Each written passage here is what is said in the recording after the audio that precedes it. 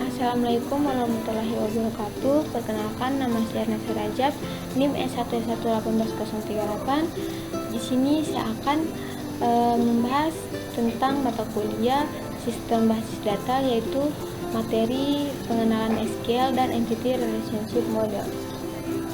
Oke, langsung saja. Yang pertama yaitu pengenalan SQL.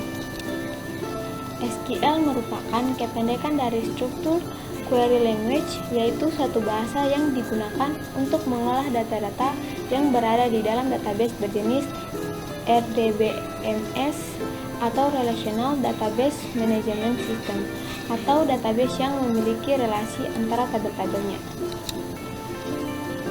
Yang kedua yaitu fungsi SQL.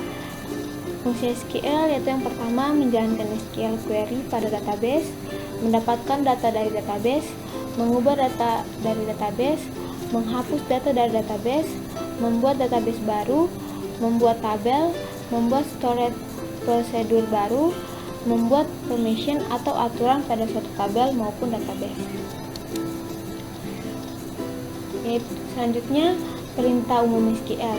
Terdapat paling tidak 4 perintah utama SQL query yang digunakan sebagai dasar untuk menjalankan perintah-perintah kompleks lainnya. Keempat perintah umum SQL query tersebut adalah select, update, delete, dan insert. Untuk select yaitu perintah SQL query yang digunakan untuk menampilkan atau mendapatkan data dari suatu tabel yang berada di database tertentu. Kita bisa lihat di sini ada query dari select, kemudian update.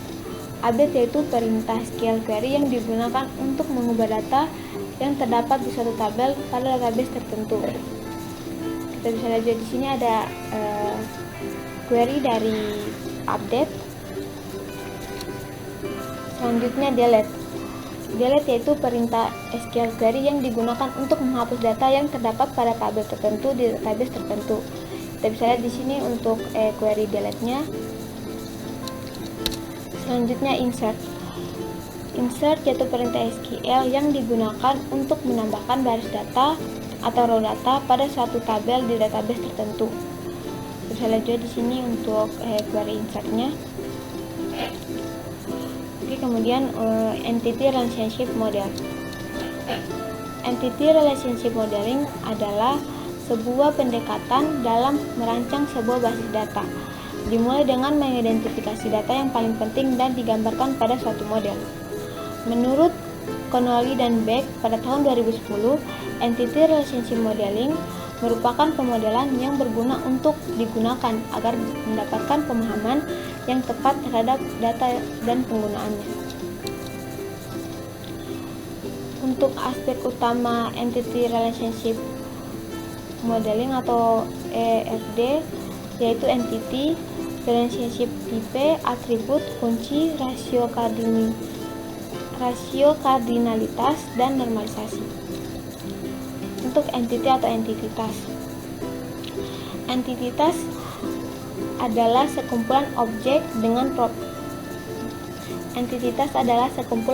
dengan properti yang sama yang diidentifikasi di dalam organisasi atau perusahaan dikarenakan keberadaannya yang bebas atau independen. Terdapat dua tipe entitas, yaitu entitas lemah atau weak entity, entitas kuat atau strong entity. Entitas lemah yaitu merupakan entitas yang keberadaannya bergantung pada kebenaran. Entitas lemah merupakan entitas yang keberadaannya bergantung pada keberadaan entitas lain. Contohnya entitas hobi bergantung pada entitas mahasiswa. Kemudian entitas kuat merupakan entitas yang berdiri sendiri tanpa bergantung dengan entitas lain. Contohnya entitas mahasiswa hobi. Selanjutnya yaitu relationship type atau derajat type. Relationship type adalah sebuah set asosiasi yang memiliki hubungan antara entitas. Ada 3 model relationship type, yaitu relationship berderajat 1, n-ary, relationship berderajat 2, binary, dan relationship berderajat 3 atau ternary. Selanjutnya yaitu atribut. Atribut adalah sebuah kolom yang memiliki nama pada sebuah relasi. Tipe-tipe dari atribut yaitu single, multi-valued atribut, dan composite atribut.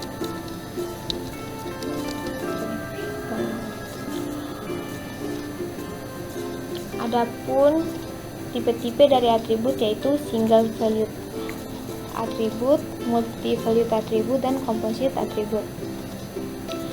Single valued atribut sebuah atribut yang mempunyai nilai tunggal untuk setiap kejadian dari sebuah entitas. Multi-valued atribut yaitu nilai dari suatu atribut yang mempunyai lebih dari satu nilai dari atribut yang bersangkutan. Kemudian composite atribut yaitu atribut komposit adalah suatu yang atribut komposit adalah suatu atribut yang terdiri dari beberapa atribut yang lebih kecil yang mempunyai arti tertentu yang masih bisa dipecahkan lagi atau mempunyai sub-atribut. Selanjutnya yaitu key atau kunci. Key adalah sebuah file. Key adalah sebuah file yang digunakan untuk mengidentifikasikan suatu atau lebih atribut secara unik untuk mengidentifikasi setiap record. Terhadap 5 jenis key yang bisa digunakan yaitu candidate key, primary key, composite key, foreign key, dan alternate key.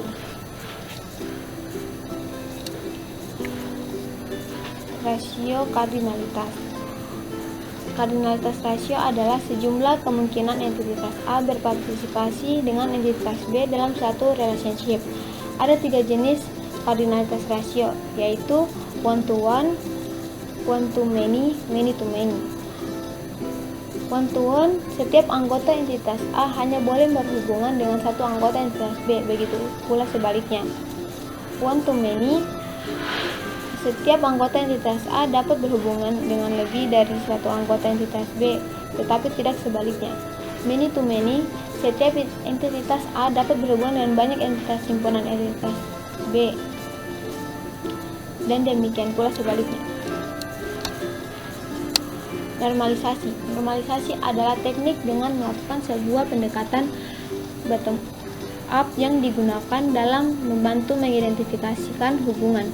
Menurut Connolly dan Beck, normalisasi adalah sebuah teknik yang menghasilkan suatu kumpulan relasi dengan properti yang diinginkan dengan memberikan suatu kebutuhan data pada perusahaan. Tujuan dari normalisasi adalah menghilangkan kerangkapan data, mengurangi kompleksitas, dan mempermudah pemodifikasian data. Tahapan-tahapan dalam normalisasi yaitu unnormalized form adalah sebuah tabel yang memuat satu atau lebih kelompok yang berulang. First normal form adalah sebuah relasi yang terdiri dari perpotongan dari setiap baris dan kolom berisi satu dan hanya satu buah nilai saja. Aturan dari first normal form yaitu tidak ada atribut multi-value, atribut komposit atau kombinasi tidak ada atribut multi-value. Tidak ada atribut multi-value, atribut komposit atau kombinasinya. Mendefinisikan atribut kunci, dan setiap atribut dalam tabel tersebut harus bernilai atomik, tidak dapat dibagi-bagi lagi. Second normal form adalah sebuah relasi yang berada dalam bentuk first normal form, di mana setiap atribut yang bukan primary key bergantung secara fungsional penuh sebagai primary key. Aturan dari second normal form yaitu sudah memenuhi dalam bentuk normal ke-1. Semua atribut bukan kunci, hanya boleh tergantung pada atribut kunci.